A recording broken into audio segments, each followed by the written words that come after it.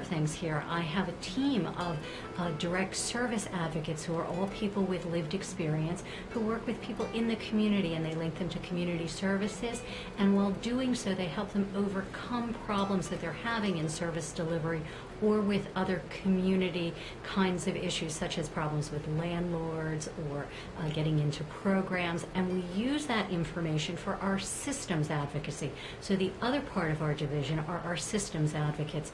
We identify holes and gaps in systems. We work to bring that to the attention of funders, of service providers. We also do development of programs based on the gaps that we find. And most importantly, we go out into the community to spread the word about recovery, about our services, about opening up things for folks with mental health conditions, and normalizing speaking about mental health conditions.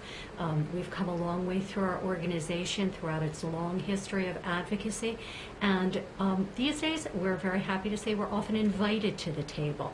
We're invited by legislators, we're invited by counties, by the state, by national organizations. We come and we talk about recovery. We ourselves identify as people in recovery or family members of people in recovery. So we are out there normalizing having had lived experience, because all of us have been touched by lived experience. What's your single biggest motivation? My single biggest motivation is, I like to say, it's always personal.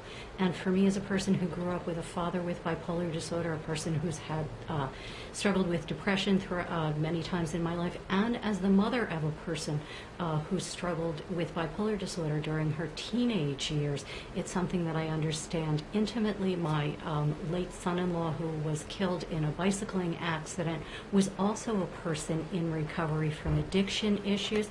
And I go around and I talk about how folks who have had conditions and struggles that in the past limited people's lives no longer have to be limited. I talk about my son-in-law who was in law school, my daughter who's a nurse, and we encourage others to stand up and say, mental health conditions, they're all around us, but they don't have to limit our lives.